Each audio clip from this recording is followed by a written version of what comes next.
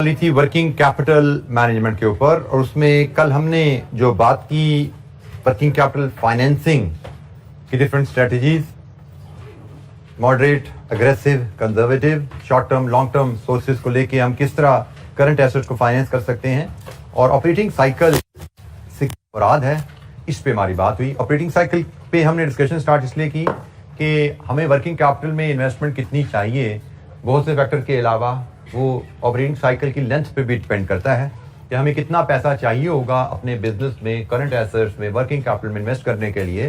तो हम वो बहुत ज़्यादा डिपेंडेंट है ऑपरेटिंग साइकिल की कैलकुलेशन के ऊपर। तो हमने ऑपरेटिंग साइकिल का मतलब कल समझा था, और अगर हमें डिफरेंट जो डेज की वैल्यूज हमें गिवन हो उनको लेके ऑपरेटिंग साइकिल कैसे डिटरमिन किया जाता है, इस पर भी बात हुई थी। तो किसी टर्म पे यहाँ तक जो हमने डिस्कशन की थी, कोई एक्सप्लेनेशन चाहिए आपको तो पूछिए। अच्छा जी, अब ये जो वर्किंग कैपिटल पीरियड्स हम कैलकुलेट कर रहे थे, डेटर डेज, इन्वेंट्री डेज और क्रेडिटर डेज, इनकी कैलकुलेशन, क्योंकि एज अ फाइनेंस मैनेजर हमें जो रोल प्ले करना पड़ेगा अपनी कंपनी में, उसमें we will be required to calculate cash operating cycle for our company from financial statements. हमें फाइनेंशियल स्टेटमेंट दी जाएंगी, उससे we will be expected to calculate cash operating cycle, और फिर उस कैश ऑपरेटिंग साइकिल की बेसिस पे हम अगले साल कितना वर्किंग कैपिटल रिक्वायर करेंगे, हमें अगले साल कितने वर्किंग कैपिटल की जरूरत पेश आने वाली है, वो फोरकास्ट किया जाता है, और फिर उसके मुताबिक फाइनेंस अरेंज करना, ये हमारी जिम्मेदारी है। जो साल गुजर गया मसला उसका नहीं होता, मसला है अगला नया साल शुरू होने वाला है, उस शुरू होने वाले साल में हमें कितने करंट एसेट की जरूरत होगी, कितनी हमारी करंट लायबिलिटीज होंगी, और कितना हमें वर्किंग कैपिटल की जरूरत पड़ेगी, current asset minus current liabilities, हमारे पास कितना वर्किंग कैपिटल होना चाहिए, और उसके हिसाब से फिर हम फाइनेंसिंग की अरेंजमेंट करते हैं ताकि बिजनेस को जितने पैसे की जरूरत पड़ने वाली है वो पैसा हमने पहले बंदोबस्त करके रखा हो। तो उसके लिए सबसे पहले जो चीज हम सीखने जा रहे हैं कि हम कैश ऑपरेटिंग साइकिल के जो कंपोनेंट्स हैं, inventory days, debtor days, creditor days, इनको कैसे कैलकुलेट करते हैं। हम कंपोनेंट्स कैलकुलेट करेंगे तो इस सिंपल इक्वेशन की वजह से हमें कैश ऑपरेटिंग साइकिल मिलेगा, कैश ऑपरेटिंग साइकिल मिलेगा तो फिर ही हम फ्यूचर की प्लानिंग कर सकते हैं। तो हमारा पहला काम है ये जो वर्किंग कैपिटल पीरियड्स हैं इनको कैलकुलेट करना। सबसे पहले हम इन्वेंट्री डेज की बात करते हैं। अच्छा, बल्कि मैं आपको ये डेटर डेज से पहले आपको एक कॉन्सेप्ट समझा दूं, ये फार्मूला है क्या। ये जी, आप सिर्फ इस फार्मूला पे भी फोकस कीजिए और किसी दाएं बाएं चीज को फोकस ना कीजिए। डेटर डेज, सबसे पहले we should know debtor days हमें क्या बताता है। डेटर डेज हमें बताता है कि हम हमारे कस्टमर सेल के पेमेंट तक जनरली कितना टाइम लेते हैं, जिसको हम कह देते हैं कि डेटर डेज जनरली हमें हमारी कंपनी की क्रेडिट पॉलिसी के बारे में बताता है कि हम अपने कस्टमर को कितने दिनों का उधार दे रहे हैं। डेटर डेज हमें बता रहा है कि हम अपने कस्टमर को कितने दिनों का उधार दे रहे हैं, हमारे कस्टमर कितने दिनों में पैसा वापस करते हैं। ये फार्मूला जो लिखा नजर आ रहा है ना, इसको आप अगर छोड़ दो, सिंपल जबान में मैं आपको इसका मीनिंग समझा दूं। अगर लेट्स अज्यूम आपने एक नया बिजनेस शुरू किया, आपने नया बिजनेस शुरू किया और आपने पॉलिसी रखी है 20 डेज क्रेडिट। आपने 20 डेज क्रेडिट की पॉलिसी रखी, मतलब आप सेल करो 20 दिन बाद पैसे देना, ठीक है जी, ये आपकी पॉलिसी है। एंड अज्यूम आपकी एवरेज डेली सेल 100 है, आपकी एवरेज डेली सेल 100 है। आपने कारोबार शुरू किया, पहले दिन सेल की 100 रुपए की, पैसा मिला। दूसरे दिन सेल की 100 रुपए की, पैसा मिला। डेटर बैलेंस कितना हो गया? 200। तीसरे दिन सेल की 300, डेटर बैलेंस बढ़ता जा रहा है। 20वें दिन सेल की डेटर बैलेंस 2000। अब 21वें दिन सेल करोगे 100 की, तो पहले दिन का कस्टमर पैसा वापस करेगा, यही हो रहा है ना। 22वें दिन सेल करोगे 100 की, दूसरे दिन का कस्टमर पैसा वापस करेगा। तो 20 दिन की सेल का मतलब 20 दिन की क्रेडिट पीरियड है, 100 दिन की एवरेज सेल है, इसका मतलब आपका डेटर बैलेंस 2000 रहेगा। ये इंफॉर्मेशन है ना यहां से।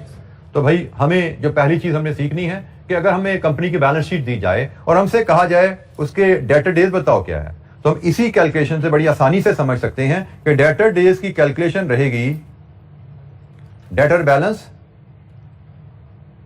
Divided with average daily credit sale का वर्ड डाल दीजिए यहां पे, उधार पे, क्योंकि कैश पे भी सेल होती है ना, डेटर तो क्रेडिट सेल से बनते हैं। यही लिखा हुआ ना हमने कि अगर मुझे ये नहीं पता, मुझे सिर्फ सेल बता दी, मुझे बता दिया डेटर का बैलेंस क्या है 2000, और मुझे बता दीजिए डेली सेल कितनी है, 100 रुपया, तो मैं आसानी से बता सकता हूं 20 दिन का उधार देते हैं जी हम, यही है, हम 20 दिन का डेली उधार देते हैं। बड़ी आसानी से हम ये गेज कर सकते हैं इस डाटा की मदद से।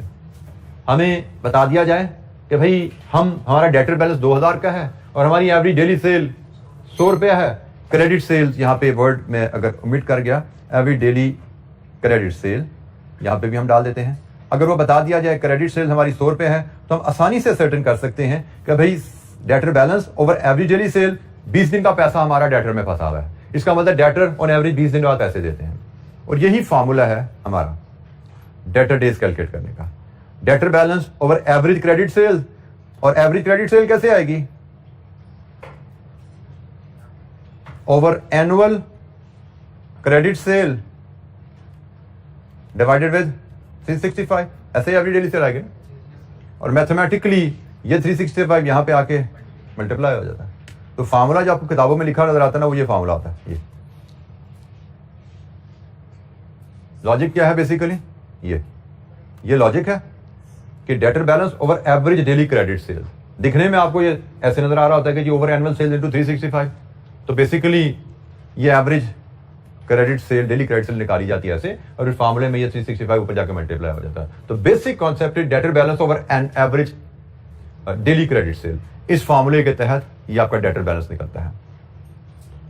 तो दिखने में ये फार्मूला ऐसा रहेगा, याद करने में आपको ऐसा भी याद रहना चाहिए, आपको लॉजिक भी याद होनी चाहिए, तभी आप एग्जाम में अच्छा परफॉर्म कर सकते हो। बात का सवाल में आपको ये कहेगा डेटर बैलेंस कैलकुलेट करो, डेटर डेज कैलकुलेट करो, तो फार्मूला याद है, कैलकुलेट कर लिया। लेकिन बात का वो किसी और तरह से में चलाता है, उसके लिए हमें ये कॉन्सेप्ट भी याद होना चाहिए कि भाई debtor balance over average daily credit sale, basic formula ये है। वो एवरेज डेली क्रेडिट सेल निकालने का तरीका है कि annual credit sale divide by 365, वो एवरेज डेली क्रेडिट सेल निकालने का तरीका है। तो उसके हिसाब से ये फार्मूला फिर इस्तेमाल हो जाता है। फार्मूला ये और ये सेम है, सिर्फ फर्क यह है कि यहां पे एवरेज डेली क्रेडिट सेल की फिगर अवेलेबल होता है, ऐसे कर लेना। एवरेज डेली सेल अवेलेबल नहीं है, एनुअल सेल अवेलेबल है, तो आप इस तरह भी इसको यूज कर सकते हैं फार्मूला को। तो ये कॉन्सेप्ट आपने याद रखना है। इसी कॉन्सेप्ट के तहत, इसी बेस के तहत हमें बैलेंस शीट इंफॉर्मेशन अवेलेबल हो, क्रेडिट सेल्स की फिगर हमें पीएनएल से मिलेगी, डेटर बैलेंस की फिगर हमें बैलेंस शीट से मिलेगी, हम डेटर बैलेंस निकाल सकते हैं। इसी अंदाज में हम इन्वेंट्री डेज भी निकाल सकते हैं। इन्वेंट्री बैलेंस की फिगर हमें बैलेंस शीट से मिली, कॉस्ट ऑफ सेल्स की फिगर हमें पीएनएल से मिली, इन्वेंट्री बैलेंस आ गया, इन्वेंट्री डेज आ गए। अभी हम सिर्फ एक फिगर को डिस्कस कर रहे हैं, इस फार्मूला को डिस्कस कर रहे हैं। अभी ये फार्मूला इंटेंशनली मैं इस पे भी नहीं जा रहा है, इसको बाद में डिस्कस करेंगे सेकंड सेट ऑफ फार्मूलास को।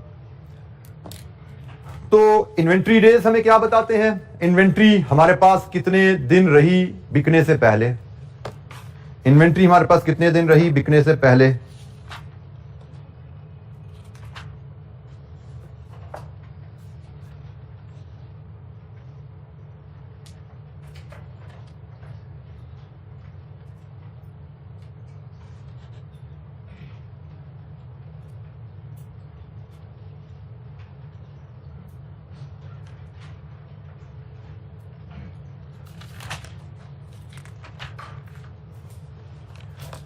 अच्छा जी, इन्वेंट्री की अगर तो हमें बैलेंस शीट में हमें डाटा में एक फिगर दी जाए तो हम एक इन्वेंट्री पीरियड कैलकुलेट करेंगे।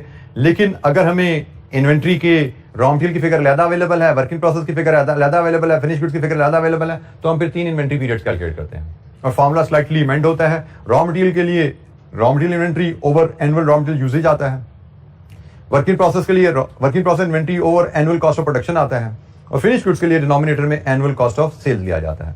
सो दैट हमें 3 इन्वेंट्री डेज चाहिए या हमें एक इन्वेंट्री डेज की फिगर चाहिए, दैट विल डिपेंड हमें क्वेश्चन में इंफॉर्मेशन क्या दी गई है। अगर हमें इन्वेंट्री की एक फिगर दी गई है तो हम इन्वेंट्री की एक पीरियड कैलकुलेट करेंगे कॉस्ट ऑफ सेल्स को डिनोमिनेटर में लेके। अगर हमें इन्वेंट्री के 3 बैलेंसेस दिए गए हैं तो तीनों के इन्वेंट्री डेज हमें अलग-अलग कैलकुलेट करने पड़ेंगे और टोटल इन्वेंट्री डेज इनका सम होगा। इन तीनों को सम करेंगे तो वो टोटल इन्वेंट्री डेज बनेगा। सो ये फार्मूलाज हमें थोड़े से याद करने पड़ेंगे, एक दो दफा हम यूज करेंगे लिख के तो ये हमें याद हो जाएंगे। इनको याद करके ही हम आगे चल पाएंगे। यहां पे एक और चीज भी ज़हन में रख लीजिए, अगर आपने इन्वेंट्री पीरियड डेज में कैलकुलेट करना है तो यहां पे 365 है, लेकिन अगर आपने इन्वेंट्री पीरियड वीक्स में कैलकुलेट करना है तो यहां पे 365 की जगह 52 लिख दो। अगर आपने इन्वेंट्री पीरियड मंथ में कैलकुलेट करना है तो 365 की जगह 12 लिख दो। तो ये भी एग्जामिनर क्वेश्चन पे डिपेंड करेगा, हमारी रिक्वायरमेंट पे डिपेंड करेगा कि हमें इन्वेंट्री पीरियड डेज में कैलकुलेट करने को कहा गया है, वीक्स में कैलकुलेट करने को कहा गया है, मंथ्स में करने को कहा गया है। हमें सिर्फ इस फिगर को बदलना है। डेज में कैलकुलेट करना है तो 365, वीक्स में कैलकुलेट करना है तो 52, मंथ्स में कैलकुलेट करना तो यहां पे 12 आ जाएगा। सो डेटर पीरियड, इन्वेंट्री पीरियड और इसी अंदाज में क्रेडिटर पीरियड। क्रेडिटर पीरियड का कॉन्सेप्ट भी वही है, creditors balance over average daily credit purchase. और एवरेज डेली क्रेडिट परचेज क्या होता है? Annual credit purchase divided with 365, और डिवाइड विद 365 मल्टीप्लाई होकर ऊपर चला जाता है। So creditor balance over average daily credit purchase, ये फॉर्मूला है हमारा क्रेडिटर डेज का। तो ये वर्किंग कैपिटल पीरियड कैलकुलेट करना, वर्किंग कैपिटल पीरियड कैलकुलेट करना, inventory period, debtor period, creditor period, days में, वीक्स में, मंथ्स में। ये बेसिक से फार्मूलाज हैं जो मैंने आपको, ये क्रेडिटर का फार्मूला है, ये आपका डेटर का फार्मूला है, ये आपके इन्वेंट्री के अलग-अलग फार्मूलाज अगर देख रहे हो, या इन्वेंट्री का एक फार्मूला देख रहा हो। ये inventory period, debtor period, credit period के फार्मूलाज हैं, और इन्हीं फार्मूलाज के कॉन्टेक्स्ट में हमने ये भी बात कर ली वीक्स और मंथ्स के हिसाब से हम कैसे फार्मूलाज को एडजस्ट कर सकते हैं। ये नहीं क्वेश्चन, कोई सवाल? अच्छा, ये एक छोटी सी इलस्ट्रेशन पहले इन फार्मूलाज को लेके करते हैं, फिर हम मजीद, अभी मैंने ये आप देख रहे होंगे, मैंने ये चीज आपको अभी डिस्कशन में नहीं लाया, ये चीज अभी मैं आपकी डिस्कशन में नहीं लाया, इनको हम देखेंगे जरा बाद में। पहले हम एक बेसिक जो फार्मूला डिस्कस किए हैं उनके हिसाब से एक इलस्ट्रेशन देखते हैं, इलस्ट्रेशन नंबर 2। इलस्ट्रेशन नंबर 2 हम देखते हैं पहले, और फिर बात हम दोबारा करेंगे जो फार्मूला हमने थोड़े से छोड़े हैं उनके ऊपर। इलस्ट्रेशन नंबर 2 हमारे पास आ रही है जी, पेज नंबर, ये आ गई जी, पेज नंबर हमारे पास 126 है, इस पे इलस्ट्रेशन 2 आ रही है जी, ये हमारे पास है। Requirement, calculate the relevant working capital ratios and cash operating cycle. ये जो हमने डेटर डेज, क्रेडिटर डेज निकालते हैं, इसको वर्किंग कैपिटल रेशियोज भी बात कहा जाता है, इसको वर्किंग कैपिटल रेशियोज भी कहा जाता है, इसको वर्किंग कैपिटल टर्नओवर रेशियोज भी कहा जाता है। Working capital turnover days, working capital turnover ratios या वर्किंग कैपिटल रेशियोज, किसी भी नाम से इनको बुलाया जा सकता है। तो इन शॉर्ट उसने कहा जी आप वर्किंग कैपिटल रेशियोज बनाइए, कैश ऑपरेटिंग साइकिल बनाइए, और round off your answers to the nearest days. Rounding off कर लीजिएगा, जहां पे डेज फ्रैक्शंस में आएंगे राउंड ऑफ कर लीजिएगा। अच्छा, जब हम डाटा पढ़ते हैं, G limited has the following figures from its most recent accounts, rupees in million, receivables, payables, raw material, work in process, finish goods, sales 80% credit, material purchases all on credit, cost of sales में 80% material है। अच्छा जी, हमें data दिया गया है और हमसे कहा गया है कि हम डेज को कैलकुलेट करें।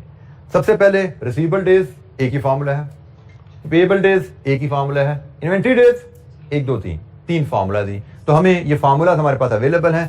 सबसे पहले हम ये फार्मूला अपने सामने जरा लाते हैं याद दहानी के लिए, फिर हम कैश ऑपरेटिंग साइकिल यहां से कैलकुलेट करेंगे। तो सबसे पहले let's copy the formulas.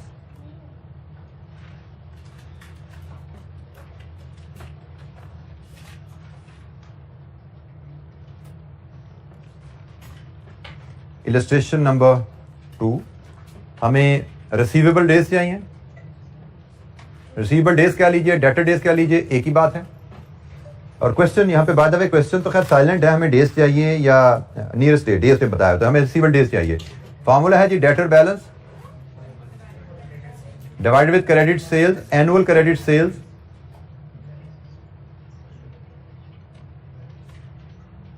Into 365। फिर हमारा पेबल डेज की वर्किंग है, creditors balance over annual credit purchases into 365। इसके बाद हमारे पास ये raw material days, it is raw material inventory over annual raw material usage into 365। फिर है जी work in process days, work in process inventory divided with annual cost of production into 365। And finally finished goods days, finished goods inventory divided with annual cost of sales into 365. ये जी हमारे पास formulas जो हमारे पास readily available हैं उनको हमने सबसे पहले तो अपने सामने अरेंज कर लिया। अब इन फार्मूलाज में हमने वैल्यूज फीड करनी है। तो जो तो फिगर्स रेडीली अवेलेबल हैं, मेरा जो अंदाज होता है फार्मूला सामने आ जाए तो जो फिगर्स अवेलेबल हैं उनको डालते जाइए। Debtor balance readily available 4 million, annual credit sales, total sales available हैं 30 का 80%, ये भी फीड कर दिया जी हमने इंटू 365। ये डाटा कंप्लीट हो गया। 60 point make it 61 days, round of करने हैं जी हमने। Creditor balance, creditors balance given है जी हमें, payable balance 2 million divided with annual credit purchases. कहां से पता लग रहा है? Material purchase all on credit, बिल्कुल जी रेडीली अवेलेबल है, ये तो रेडीली अवेलेबल है। इंटू 365 कितना बना? 41 days. Raw material inventory readily available 1 million over raw material usage, raw material usage cost of sales 25 है, 25 का 80%, 25 का 80% इंटू 365 18 डेज। ठीक हो गया जी। इसके बाद work in process balance, work in process days के लिए work in process inventory 1.3 over cost of goods manufactured, cost of goods produced. Cost of goods produce की फिगर रेडीली अभी नजर नहीं आ रही, फिलहाल फिनिश गुड्स पे आ जाइए। फिनिश गुड्स में finish goods inventory 2 million over cost of sales 25 million into 365 कितना है जी? 29 डेज। अच्छा जी, अब जरा आखिरी आइटम देख लीजिए। हमें एनुअल कॉस्ट ऑफ प्रोडक्शन चाहिए, बल्कि कॉस्ट ऑफ प्रोडक्शन ज्यादा कॉस्ट ऑफ गुड्स प्रोड्यूस होती है। ऐसे ही कॉस्ट ऑफ गुड्स प्रोड्यूस और कॉस्ट ऑफ सेल्स में क्या डिफरेंस होता है? Opening closing stock of finish goods की एडजस्टमेंट। अगर जरा फॉर्मेट देन में लाओ, opening stock of raw material plus purchases minus closing stock, raw material consume. Raw material consume में लेबर ओवरहेड ऐड करो तो एनुअल प्रोडक्शन कॉस्ट आती है, एनुअल प्रोडक्शन कॉस्ट आती है। इसमें opening closing stock work in process का adjust करो तो annual cost of units produced, production cost और कॉस्ट ऑफ यूनिट्स प्रोड्यूस में फर्क है। ठीक है, प्रोडक्शन कॉस्ट में वर्क इन प्रोसेस एडजस्ट करते हो तो कॉस्ट ऑफ यूनिट्स प्रोड्यूस आती है, और कॉस्ट ऑफ यूनिट्स प्रोड्यूस में आप opening closing stock finish goods adjust करते हो तो कॉस्ट ऑफ गुड्स सोल्ड आती है। तो ये मैंने अगर कहें तो हमने गलत लिख दिया यहां पे, annual cost of units produced, annual cost of units produced, ये यहां पे राइट टर्म है जो यूज होनी चाहिए, annual cost of units produced. ये बुक में भी मुझे लगता है इसको ठीक कर लेना चाहिए हमें।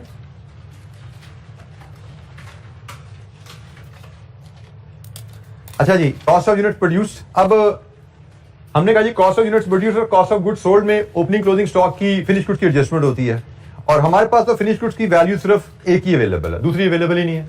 इस तरह के केस में हम अज्यूम करेंगे कि भाई दूसरी वैल्यू भी सेम ही होगी। जब वैल्यू सेम है तो इसका मतलब जो कॉस्ट ऑफ गुड्स सोल्ड है वही कॉस्ट ऑफ गुड्स प्रोड्यूस आ जाएगी। ठीक है, तो ये ध्यान में रखना है। अगर तुम्हें डाटा गिवन है तो हम ओपनिंग क्लोजिंग स्टॉक की एडजस्टमेंट से कॉस्ट ऑफ गुड्स सोल्ड से कॉस्ट ऑफ गुड्स प्रोड्यूस पे जा सकते हैं। नहीं अवेलेबल तो हम अज्यूम करेंगे ये सेम ही होगी। लीजिए जी, यहां से आपके पास ये वैल्यू भी आ गई 19 डेज। अब आप कैश ऑपरेटिंग साइकिल यहां से बड़ी आसानी से कैलकुलेट कर सकते हैं। सारी फिगर्स आपके पास हैं, सिर्फ पेबल डेज को अपने नेगेटिव कर देना है। यहां पे बाकी सबका सम ले लीजिए, ये आपका कैश ऑपरेटिंग साइकिल आ रहा है। तमाम फिगर सम होनी है, क्रेडिटर डेज माइनस हो जाने बीच में से 86 डेज। या आपका जी कैश ऑपरेटिंग साइकिल हमारा यहां से आ गया। किसको बेटा? बेटा कैश ऑपरेटिंग साइकिल 86 डेज की मैंने डेफिनेशन तो कल आपको बताई थी कि कैश ऑपरेटिंग साइकिल क्या मेजर करता है? सप्लायर को पेमेंट से लेके कस्टमर से रिकवरी तक का टाइम लैग। ठीक है, दूसरे अल्फाज में आपका पैसा बिजनेस साइकिल में कितने दिन ब्लॉक होता है? आप पैसा डालते हो कब बिजनेस में? जब आपने सप्लायर को पेमेंट की। और पैसा वापस कब निकलता है बिजनेस ऑपरेशन से? जब कस्टमर से वापस आया, क्योंकि सप्लायर को पेमेंट की रॉ मटेरियल के बाद में, रॉ मटेरियल फिनिश से वर्क इन प्रोसेस से फिनिश गुड से डेटर और डेटर से कैश वापस आने तक, ये जो वक्फा है इसको हम ऑपरेटिंग साइकिल कह रहे हैं। और इस वक्फे पे डिपेंडेंट है हमें बिजनेस में कितना पैसा इन्वेस्ट करना पड़ेगा। ये कैश ऑपरेटिंग साइकिल की लेंथ जितनी बढ़ती जाएगी उतनी आपकी फंड रिक्वायरमेंट कारोबार को चलाने के लिए बढ़ती जाती है। कॉन्सेप्ट बड़ा सिंपल है। आपने कस्टमर से जो पैसा आता है उसमें आपका प्रॉफिट एलिमेंट भी होता है ना। कस्टमर से जो पैसा आता है उसमें आपका प्रॉफिट एलिमेंट भी है, आपकी कॉस्ट भी सारी रिकवर होती है और आपकी प्रॉफिट्स भी आते हैं। जब तक कस्टमर से पैसा आपको नहीं मिल रहा तब तक सारे खर्चे आपको खुद फाइनेंस करने पड़ेंगे। आप रॉ मटेरियल भी खरीद रहे हो, बिजली का बिल भी दे रहे हो, तनख्वाहें भी दे रहे हो, आप चीजें बनाई जा रहे हो, रॉ मटेरियल खरीद के, तनख्वाहें दे के, बिजली के बिल दे के चीजें बनाई जा रहे हो, बेचते जा रहे हो, पैसा नहीं आ रहा अभी तक। तो जब तक पैसा नहीं आ रहा, यह खर्चा आपकी जेब से डलता जा रहा है। जितना पैसा आने में देर होगी उतने ज्यादा पैसे कारोबार में डालने पड़ेंगे। फॉर एग्जाम्पल, आज आपने बनाई चीज कैश पे बेच दी तो बस पैसा आ गया कस्टमर से, मजीद पैसा डालने की जरूरत नहीं, उस पैसे से कारोबार का साइकिल चलाओ। लेकिन आज डाला आपने पैसा कारोबार में, यूनिट्स बना के बेचे, पैसा नहीं आया तो कल फिर डालने पड़ेंगे, फिर यूनिट्स बना के बेचे, पैसा नहीं आया, फिर डालने पड़ेंगे। जब तक कस्टमर से पैसा नहीं आ रहा आपको कारोबार में पैसा डालना पड़ेगा कारोबार को चलाने के लिए। जितना ज्यादा वक्फा है यहां पे उतनी ज्यादा इन्वेस्टमेंट है कारोबार में। हमने कहा था कैश ऑपरेटिंग साइकिल पे depend, length of cash operating cycle पे डिपेंड करेगा हमारी इन्वेस्टमेंट इन वर्किंग कैपिटल कितनी है। जितनी ये लेंथ बढ़ती जाती है उतनी इन्वेस्टमेंट रिक्वायरमेंट बढ़ती जाती है, उतने ज्यादा पैसे चाहिए आपको कारोबार को चलाने के लिए। तो ये हम कैलकुलेट क्यों करना सीख रहे हैं, ये हमें बताएगा, ये बताता है हमारी लेंथ ऑफ ऑपरेटिंग साइकिल क्या है और इस लेंथ का ताल्लुक हमारी फंडिंग रिक्वायरमेंट से है। और हमारा टारगेट हुआ करेगा बाय द वे इसको कम से कम रखना, इसको कम से कम रखना हमारा टारगेट होगा। उसमें हमारी बात अलहदा डिटेल में कभी किसी और स्टेज पे होगी, इस सिलेबस पे तो बहुत ज्यादा डिस्कशन नहीं है। हमारा टारगेट होगा इसको कम से कम करना। इसको कम से कम करने का तरीका क्या है, इसको कम करो, इसको बढ़ाओ, इसको कम करो, इसको कम करो, इसको कम करो, तो ओवरऑल ऑपरेटिंग साइकिल कम होगा। ओवरऑल ऑपरेटिंग साइकिल कम हुआ, फंडिंग रिक्वायरमेंट कम होगी। फंडिंग रिक्वायरमेंट कम हुई, ये हम पहले ही बात कर चुके हैं कि वर्किंग कैपिटल में जो इन्वेस्टमेंट होती है वो प्रोडक्टिव इन्वेस्टमेंट नहीं होती। वर्किंग कैपिटल में इन्वेस्टमेंट किया हमारी प्रॉफिटेबिलिटी डाउन हो जाती है। वो हम इन्वेस्टमेंट सिर्फ किस लिए कर रहे हैं, लिक्विडिटी रखने के लिए। उसका मकसद हमारा कोई रिटर्न कमाना नहीं होता। कैपिटल एसेट में जो इन्वेस्टमेंट होती है that is for return. Machinery में पैसा लगाओगे ना, प्रोडक्शन होगी ज्यादा, प्रोडक्शन ज्यादा होगी, सेल ज्यादा होगी, सेल ज्यादा होगी, मुनाफा ज्यादा आएगा। सो कैपिटल एसेट में इन्वेस्टमेंट आपके बिजनेस के वॉल्यूम को बढ़ाने में सपोर्ट करती है, एडिशनल वॉल्यूम को सपोर्ट करेगा, एडिशनल प्रॉफिट्स आएंगे। लेकिन वर्किंग कैपिटल में इन्वेस्टमेंट आप सिर्फ लिक्विडिटी के लिए कर रहे होते हो, कोई एडिशनल प्रॉफिट्स के लिए नहीं कर रहे होते। बल्कि हम तो उल्टा कहते हैं, वर्किंग कैपिटल इन्वेस्टमेंट से लिक्विडिटी बढ़ाने से हमारी प्रॉफिटेबिलिटी नीचे जा रही होती है। ठीक है, तो हमने कोशिश करनी है कि हमारी इन्वेस्टमेंट इन वर्किंग कैपिटल कम से कम हो, लेकिन लिक्विडिटी पे कॉम्प्रोमाइज भी नहीं करना, क्योंकि लिक्विडिटी कॉम्प्रोमाइज होगी तो बिजनेस से ठप हो जाएगा। पैसे डालने हैं वर्किंग कैपिटल में, कम से कम डालने हैं, और उसके लिए इसको कम से कम रखना है। तो ये पहले हमें इसको कम से कम रखने के लिए जानने की जरूरत है ये फिगर आती कहां से है। ये फिगर आती है कस्टमर कितने दिनों में पैसा वापस करता है। चलो इस पर भी थोड़ी सी बात कर देते हैं। कस्टमर 60 दिनों में पैसा दे रहा है तो भाई थोड़ा उसको फॉलोअप करके कॉल करके जरा पैसे 4 दिन पहले मंगवाने की कोशिश कर लो, को थोड़ा डिस्काउंट ऑफर कर दो, उसको अर्ली पेमेंट पे डिस्काउंट दे दो, शायद पैसा जल्दी दे दे। पैसा जल्दी देगा तो ये कम हो जाएगा। सिमिलरली इन्वेंट्री, रॉ मटेरियल आया, वर्किंग प्रोसेस इतने दिन प्रोडक्शन में लगे, इस पे बात हो सकती है। 19 दिन प्रोडक्शन पे लग जाते हमारे। वर्किंग प्रोसेस डेज क्या बता रहे हैं, रॉ मटेरियल को फिनिश गुड में कन्वर्ट करने में फैक्ट्री में कितना टाइम लगा, तो 19 दिन लग रहे हैं। इसको कम किया जा सकता है। Answer could be yes. अगर हम लेटेस्ट टेक्नोलॉजी की मशीन ले आए तो ये कम हो सकता है टाइम, तो भी इसको कम करेंगे तो इन्वेंट्री डेज कम हो जाएंगे। 20 दिन की जगह हम 10 दिन में प्रोडक्शन कंप्लीट कर लें तो ये कम हो गया ना दिन, ये कम हो गया। ये कम हुआ तो हमारे ओवरऑल इन्वेस्टमेंट कम होगी। सिमिलरली फिनिश्ड गुड्स, 29 दिन माल पड़ा रहता है हमारे गोदाम में, फिर बिकता है कहीं जाके, भाई सेल्स टीम को पुश लगाओ, इतने दिन क्यों पड़ा रहता है, सेल्स टीम को पुश करो, थोड़ा सा जल्दी बेचें, तो ये कम करो। तो मतलब ये हमें बता रहा है लेंथ क्या है। लेंथ को कम करना, इन्वेस्टमेंट को कम करना है। इन्वेस्टमेंट को कम करने के लिए इंडिविजुअल कंपोनेंट्स पे तवज्जो करो। जैसे मैंने ब्रीफली आपसे स्टेप्स डिस्कस किए, क्या पॉसिबल स्टेप्स हो सकते हैं इनको कम करने के लिए। जब ये कंपोनेंट्स कम होंगे, कंपोनेंट्स हमारे फेवर में जाएंगे, तो overall cash operating cycle favour में जाएगा। Overall cash operating cycle favour में गया, कम हुआ तो हमारी इन्वेस्टमेंट रिक्वायरमेंट कम होगी, और इन्वेस्टमेंट कम हुई तो इसका मतलब लिक्विडिटी को मेंटेन करते हुए हम प्रॉफिट्स को बढ़ा पाएंगे। जी बेटा, क्वेश्चन करना चाहते?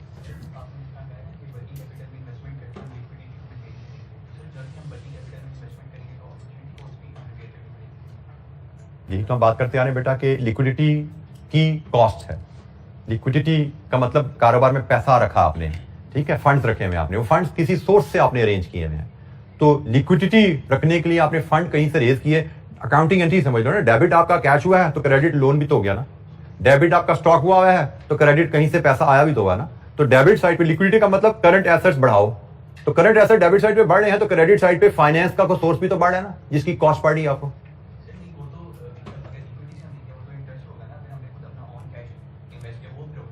अपना कैश है तो उसकी अपॉर्चुनिटी कॉस्ट ऑफ फंड्स है। अपना कैश भी, अपना कैश में इक्विटी समझ लो ना आप। अपना कैश इक्विटी है तो इक्विटी भी तो कॉस्ट होती है। Business is a separate entity. हम तो बिजनेस को एनालाइज कर रहे हैं। बिजनेस ने पैसा शेयर होल्डर से लिया है, बिजनेस ने पैसा डेट प्रोवाइडर से लिया। बिजनेस का अपना पैसा कुछ नहीं होता। Business is a separate entity.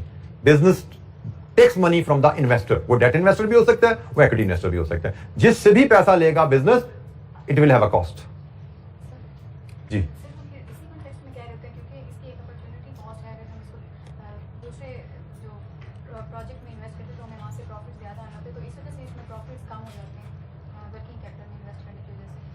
बेटा, वर्किंग कैपिटल में एक आप सिर्फ एक बिजनेस को ध्यान में रखो। We are talking about one business.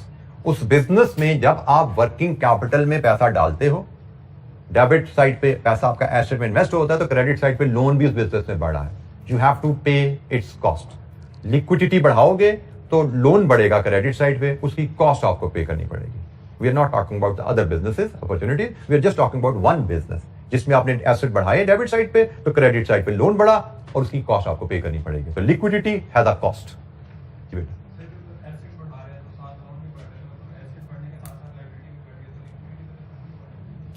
बेटा कैपिटल लिक्विडिटी की डेफिनेशन क्या दी थी? Company should have sufficient liquid assets available to pay off its liability, primarily short term liability when they fall due. और जब हम कैपिटल वर्किंग कैपिटल की बात करते हैं तो वहां पे हम बात ही ये कर रहे हैं कि करंट एसेट की फाइनेंसिंग के लिए लॉन्ग टर्म फाइनेंस को यूज करना। Long term finance will not fall due shortly. Due क्या होगा? Short term liabilities. तो हमने working capital long term finance भी हमने डाला हुआ है करंट एसेट में, और सफिशिएंट लॉन्ग टर्म फाइनेंस डालना है क्योंकि लॉन्ग टर्म फाइनेंस से ड्यू नहीं होना। हमने लॉन्ग टर्म फाइनेंस डाला किस लिए? कि शॉर्ट टर्म फाइनेंस अगर कभी ड्यू हो जाए तो हमारे पास पैसा पड़ा उसको पे ऑफ करने के लिए। लॉन्ग टर्म में हमारे पास टाइम है, हम अरेंज कर लेंगे उसको पैसा बाद में। शॉर्ट टर्म फाइनेंस जब ड्यू होता है उसमें में ट्रबल आती है कि वो ड्यू हो गया कैसे पे करें। We must have sufficient cash in the business to pay off short term liability. जी कोई और सवाल? अच्छा जी, ये हमने एक छोटी सी कैलकुलेशन देखी कैश ऑपरेटिंग साइकिल की। एक और इलस्ट्रेशन है जी कैश ऑपरेटिंग साइकिल की, वो भी देख लेते हैं। इलस्ट्रेशन 3।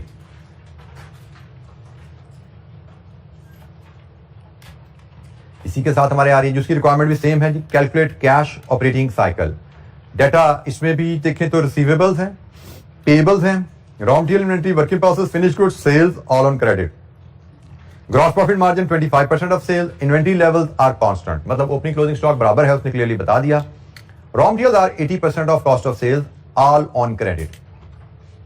ये डाटा है कैश ऑपरेटिंग साइकिल निकालना है। पहली बात, कैश ऑपरेटिंग साइकिल यहाँ पे 3 inventory days, 1 receivable days, 1 payable days, total 5 components निकालेंगे, फिर हमारा कैश ऑपरेटिंग साइकिल पूरा होगा। तो 5 कंपोनेंट्स के लिए हम पहले तो ये फार्मूला हमारे पास 5 अवेलेबल हैं। इन्हीं फार्मूलाज को मैं अगर यहां से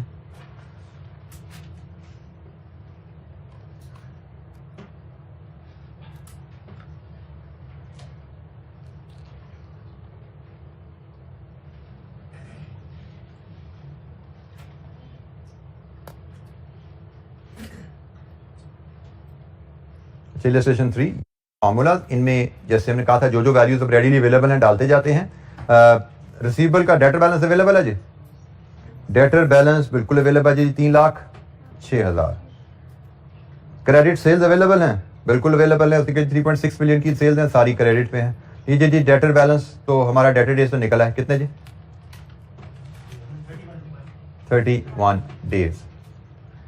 इसके बाद पेबल डेज के लिए पेबल बैलेंस अवेलेबल है 130। और इसके बाद हमें चाहिए एनुअल क्रेडिट परचेजेस। तो क्रेडिट परचेजेस की फिगर रेडीली अवेलेबल नहीं है, इसको भी हम होल्ड करते हैं, आगे चले जाते हैं।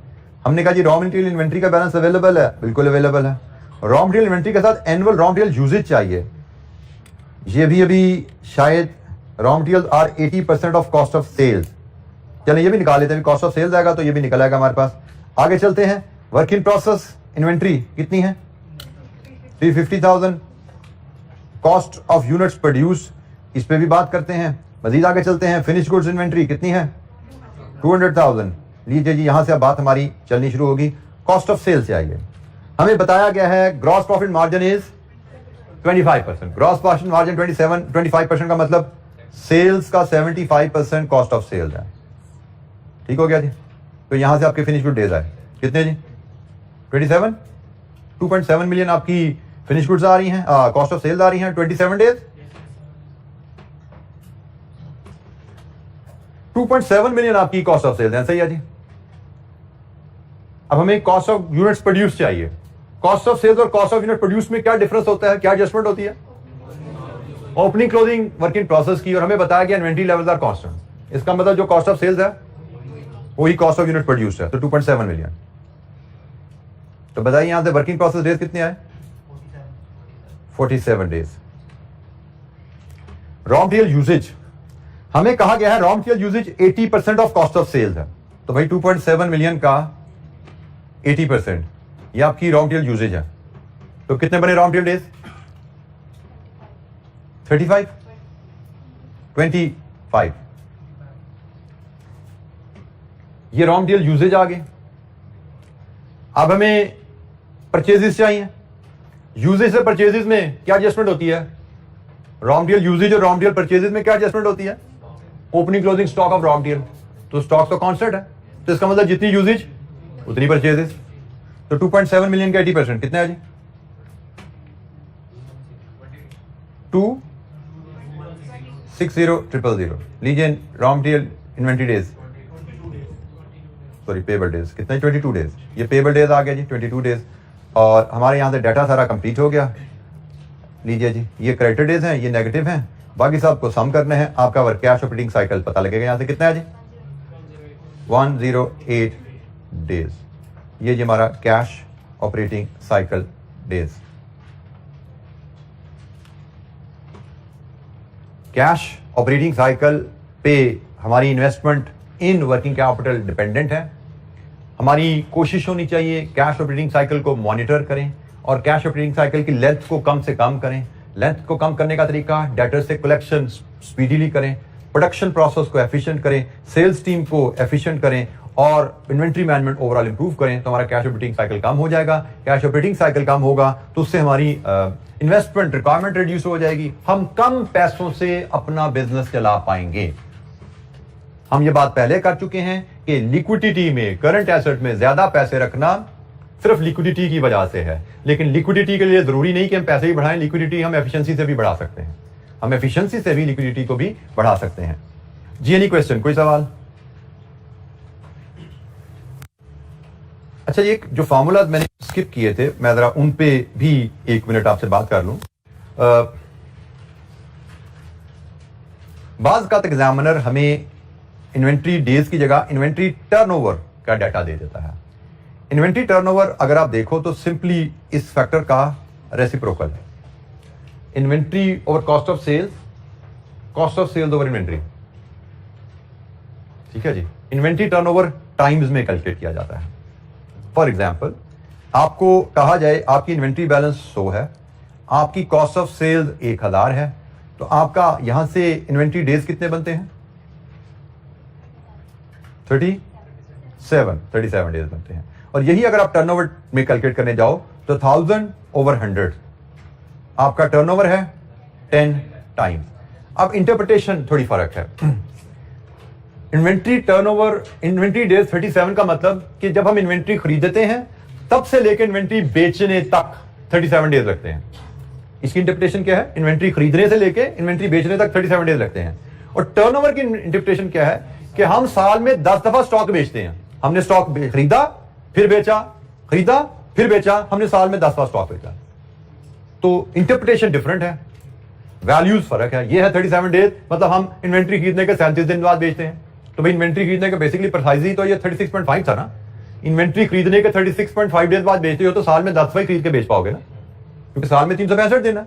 वही बात यहां पे टर्नओवर में नजर आ रही है कि साल में 10 दफा इन्वेंट्री खरीद के बेचते हैं।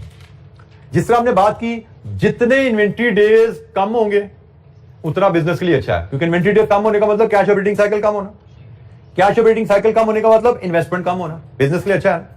तो जितने इन्वेंट्री डेज कम होंगे उतना ही बिजनेस के लिए अच्छा है। इसी तरह जितना टर्नओवर टाइम ज्यादा होगा, क्योंकि रेसिप्रोकल है ना, उतना बिजनेस के लिए अच्छा है। तो हमें बात का एग्जामिनर डाटा इस शेप में भी दे सकता है, इन्वेंट्री टर्नओवर टाइम्स में दे सकता है। इन्वेंट्री डेज की बजाय इन्वेंट्री टर्नओवर टाइम में दे सकता है। टाइम से डेज में जाना कोई दिक्कत वाली बात नहीं है।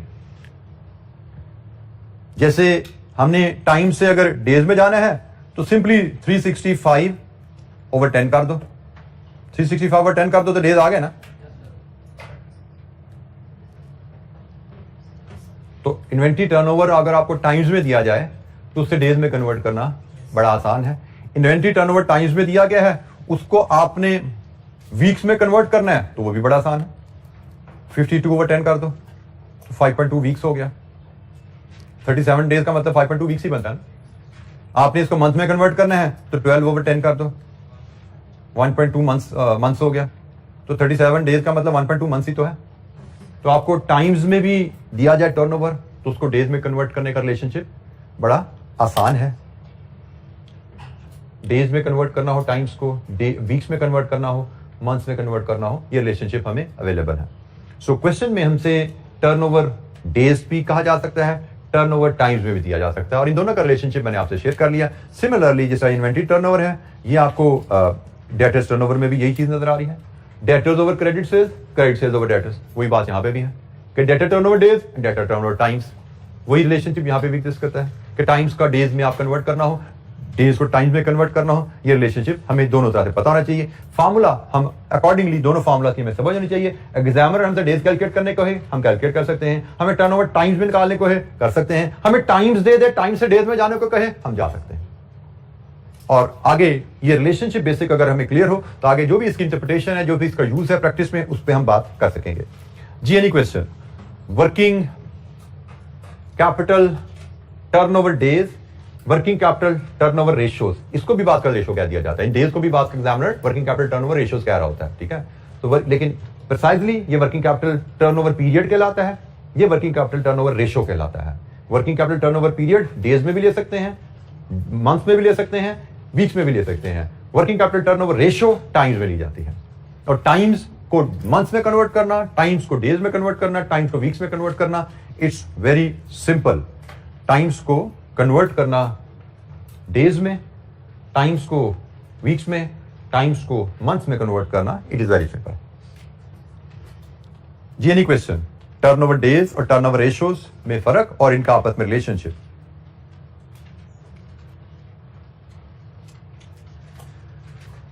अच्छा जी, हमें working capital turnover ratios, working capital turnover periods हमें कैलकुलेट करना आना चाहिए, और फिर हमने उसका कंपैरिजन रेगुलरली करना होता है इंडस्ट्री के साथ भी और अपने पिछले पीरियड के साथ भी, ताकि हम देख सकें हमारी कंपनी की परफॉर्मेंस इंडस्ट्री के मुकाबले में कैसी है, हमारी कंपनी की परफॉर्मेंस अपने पिछले साल के मुकाबले में कैसी चल रही है। सो आप अदर इंडस्ट्री से कंपैरिजन करते हो, for example inventory turnover period, average collection period and average payment period should be about the same for all the companies operating in the same industry. This is the general guideline. आप comparison क्यों कर रहे हैं industry से? आप देखना चाहते हो हमारे कंपैटिटर के पीरियड्स कितने आ रहे हैं, इन्वेंट्री, डेटर्स, क्रेडिटर्स के, क्या हमारा भी सेम वही वैल्यूज हैं? Ideally it should be the same. अगर फर्क है तो उसकी जस्टिफिकेशन होनी चाहिए। फॉर एग्जाम्पल आपने कहा हमारा डेटर पीरियड ज्यादा आ रहा है, वजह क्या है? इंडस्ट्री में सारे लोग लोकल सेल कर रहे हैं, हम तो एक्सपोर्ट कर रहे हैं, तो एक्सपोर्ट में पैसा आने में टाइम लग जाता है। If you have the justification you are happy. आपने देखा हमारा वर्किंग प्रोसेस डेज इंडस्ट्री से बहुत ज्यादा आ रहा है, भाई ये क्या मसला है?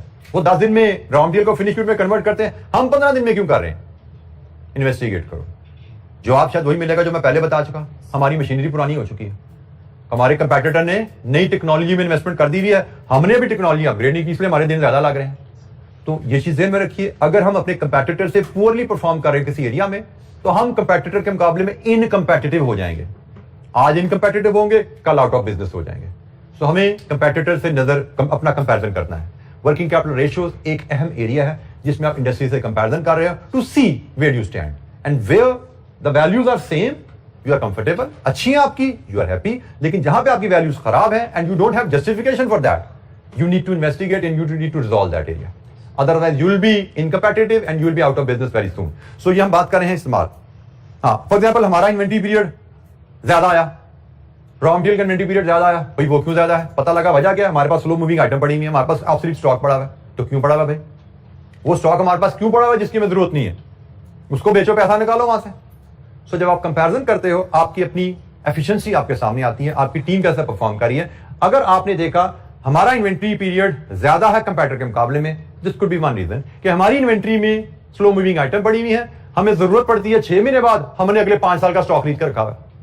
हमारी इन्वेंट्री में ऐसी आइटम पड़ी हुई है जो हमने पिछले किसी कस्टमर के लिए खरीदी थी, वो ऑर्डर ही कैंसिल हो गया, हमें उसकी जरूरत ही नहीं है, ऑब्सोलीट होगी हमारे लिए, तो क्यों पड़ी है भाई?